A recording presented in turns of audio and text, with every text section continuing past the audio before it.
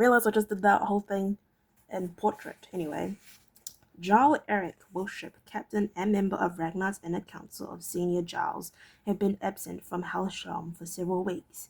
He was whistling as he strode back through the open gates to the lodge, with a sense of satisfaction over a job well done. Borza had sent him a sail down the coast to one of the southernmost settlements to inquire over an apparent shortfall in taxes paid by the local jarl. Borsa had noticed a decline over the past 4 or 5 years, nothing too sudden to be suspicious, but a little less every year. It had taken a calculating mind like Borsa's to notice the creeping discrepancy, and to note that the gradual reduction in reported income had coincided with the election of a new jarl in the village. Smelling a rat, the healthman had assigned Eric to investigate and to persuade the local jarl that honesty, in the case of taxes owed no Ragnar, was definitely the best policy.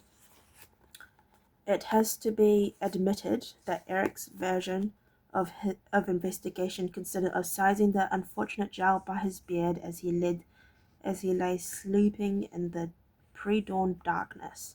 Eric then threatened to brain him with a battle axe if he didn't make a rapid and upward adjustment to the amount of tax he was paying to Hauschlam. They were rough and ready tactics, but highly effective. The jarl was only too eager to hand over the delinquent tax.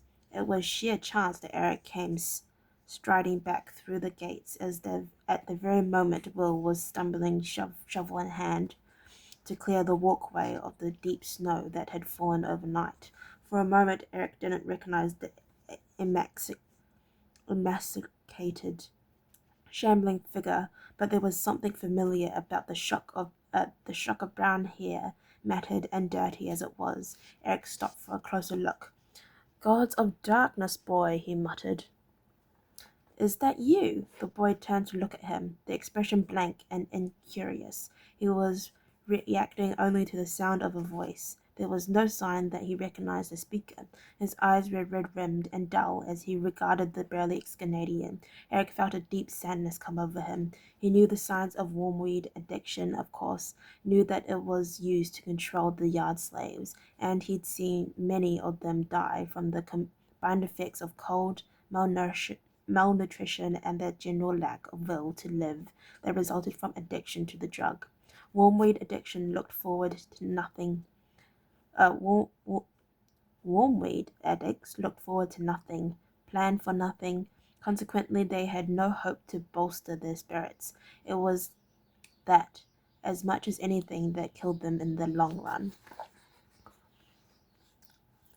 It hurt him to see this boy brought so low, to see those eyes once so full of courage and determination reflecting nothing but the dull emptiness of an addict's lack of hope or expectation. Will waited for a few seconds, expecting to be given an order. Deep inside him, a faint memory strained for a second or two, a memory of the face before him and the voice he had heard. Then the effort of remembering became too great, the fog of addiction too thick, and with this slightest of shrugs he turned away and shambled to the gateway to begin shoveling the snow. Within a few minutes he would be soaked with sweat from the heavy work. Then the moisture would freeze on his body, and the cold would eat deep into him again. He knew the cold now. It was his constant companion, and with the thought of the cold there came the longing for his next supply of the weed, his next few moments of comfort. Eric watched Will as he bent slowly and clumsily to his task. He swore softly to himself and turned away. Other yard slaves were already at work on the paddles at the fresh water well, smashing the thick ice that had formed during the freezing night. He passed them by quickly, with barely a glance. He was no longer whistling. 2 days later, late in the evening, Evelyn was summoned to Jarl Eric's quarters. She had managed to claim a sleeping space for herself that was close enough to the great ovens to be warm through the night, but not so close that she roasted. Now, at the end of a long day, she spread her blankets out on the hard rushes and sank gratefully onto it, rolling it round her. Her pillow was a small log from the firewood pile, padded down with an old shirt. She lay back on it now, listening to the noises of those around her, the occasional thick, chesty coughs that were the inevitable result of living in the snow and ice of Scandinavia at this time of year, and the low muttering of conversation. This was one of the few times that the slaves were free to talk amongst themselves. Usually Evelyn was too tired to take advantage of it. She became conscious of the fact that someone was calling her name, and sat up with a small groan. A chamber slave was moving through the rows of prone forms, occasionally stooping to shake a shoulder and ask if anyone knew where she would find the Ireland slave called Evelyn. For the most part, she received blank stares and disinterested shrugs. Life among the slaves was not conducive of forming new friendships. Over here, Evelyn called, and the chamber slaves looked to see where the voice came from, then picked her way carefully across the bodies to her. You ought to come with me, she said, a pompous tone in her voice. Chamber slaves who looked after the living quarters in the lodge saw themselves as superior beings to mere kitchen slaves, a breed of people who lived in a world of grease and spilt wine and food. Where? Evelyn asked, and the girls sniffed disdainfully at her. Where you're told, she replied. Then, as Evelyn made to move to rise, she was forced to add, Jar Eric says, after all, she had no personal authority over kitchen slaves, even though she might think herself above them. The Canadians recognized no such differentiation. A slave was a slave, and apart from the gang bosses in the yard, they were all the same to each other. There was a small stir of interest from the others sitting and lying nearby. It was not unknown for the senior Canadian officers to recruit their personal slaves from the ranks of the more attractive young girls. Wondering what this was all about, Evelyn rose and carefully folded her blankets, leaving it to make her space. Then, gesturing for the other girl to lead the way, she followed her out of the kitchen.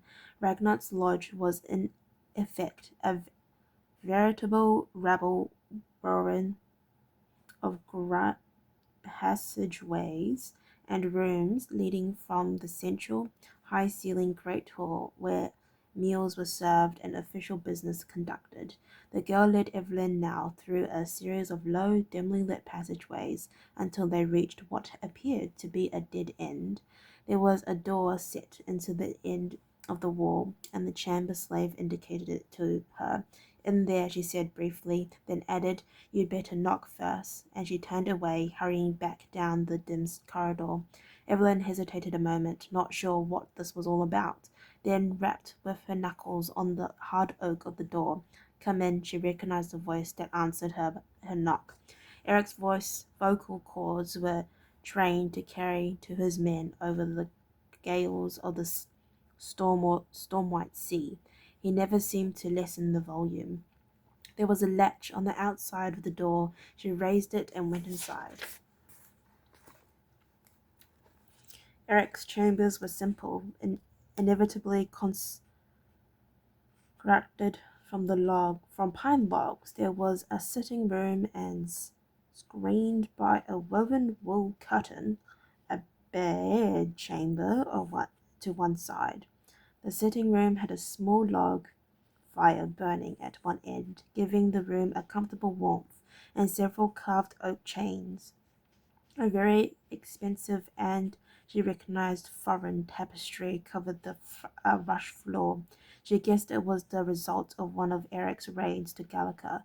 In her years at Castle Ireland, she had seen many similar pieces, woven by the artists of the Terry Valley over a period of years that often spanned 1 to 2 decades. The rugs usually changed hands changed hands for a small fortune. Somehow she didn't think Eric had paid cash for his. The jar was sitting by the fire, leaning back in one of the comfortable-looking carved chairs. He motioned her in and indicated a bottle and glasses on a low table in the center of the room. Come in, girl. Pour us some wine and sit down. We have some talking to do. Uncertainly, she crossed the room and poured the red wine into the glass. Then, handing one to the Canadian, she sat on the other armchair. Unlike Eric, however, she didn't sprawl comfortably back. She perched nervously on the edge as if poised for flight. The Giles studied her with what appeared to be a hint of sadness in his look. Then he waved a hand at her. Relax, girl, nobody's going to harm you, least of all me. Drink your wine. Tentatively she took a sip and found it surprisingly good. Eric was watching her, and he saw the involuntary expression of surprise on her face. You know good wine then? He asked her. I took a hogshead of this out of a Florentine ship in the last raiding season. No, not bad, is it? She nodded her agreement. She was beginning to relax a little, and the wine sent a soft glow through her. She hadn't touched alcohol in any form for months, she realized. The thought occurred to her that she had better watch her step and her tongue. She waited now for the Canadian captain to speak. He seemed to be hesitating, as if not sure how he should proceed. The silence grew between them until eventually she could bear it no longer. She took another quick sip of her wine, then asked, "Why did you send for me?" Jar Eric had been staring into the flames of the small fire. He looked up in surprise now as she spoke. He must be unused to having slaves begin conversations with him, she thought. Then she shrugged. They could sit here in silence all night as someone didn't get the ball rolling. She was intrigued to see a slow smile break out on the bearded face. It occurred to her that in another place, under different conditions, she could grow to quite like this Canadian pirate. Probably not for the reason you're thinking, he said. Then, before she could reply, he continued almost to himself, but somebody has to do something, and I think you're the one for the job. Do something, Evelyn repeated. Do something about what? Eric seemed to come to a decision then. He heaved a deep sigh, drained the last of the wine in his glass, and leaned forward, his elbows resting on his knees, his craggy, bearded face thrust towards her. Have you seen your friend lately? He asked. Young Will. Her eyes dropped from his gaze. She had seen him, all right, or rather she had seen the shambling, mindless figure that he had become. Some days ago he had been working outside the kitchen, and she had taken him some food. He'd snatched the bread from her hands and devoured it like an animal, but when she spoke to him he had mutely stared at her. In 2 short weeks he had already forgotten Evelyn, forgotten Holt and the little cottage by the edge of the woods outside Castle Redmont.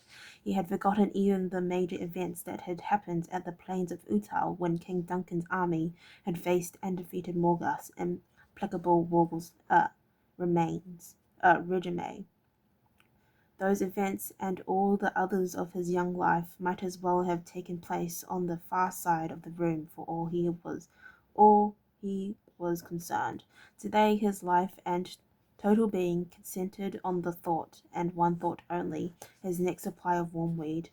One of the other slaves, an older woman, had witnessed the encounter. As Evelyn returned to the kitchen, she had spoken softly to her. Forget your friend. The drugs got him. He's already dead. I've seen him, she told Eric now in a low voice. I had nothing to do with that, he said angrily, surprising Evelyn with the intensity of his reply. Nothing, believe me, girl. I hate that damn drug. I've seen what it does to people. No one deserves that sort of shallow life. She looked up to meet his gaze again.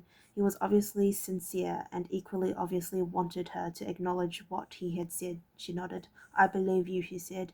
Eric rose from his chair. He strode restlessly about the small warm room as if action, any form of physical action, would relieve the fury that had been bubbling within him since he encountered Will. A boy like that, he's a real warrior. He may only be knee high to a gnat, but he's got the heart of a Scanadian. He's a ranger, she told him quietly, and he nodded. That he is, and he deserves better than this. That damn drug. I don't know why Ragnar allows it. He paused for a long moment, gaining control of his temper. Then he turned to her and continued, I want you to know that I tried to keep you two together. I had no idea Borsa would send him to the yard. The man has no concept of how to treat an honorable enemy. But what can you expect? Boss is no warrior. He counts sacks of grain for a living. I see, Evelyn said carefully. She wasn't sure that she did, but she felt some response was expected of her. Eric looked at her keenly, assessing her. She thought, he seemed to be trying to make up his mind about something. Nobody survives the yard, he added softly, almost to himself.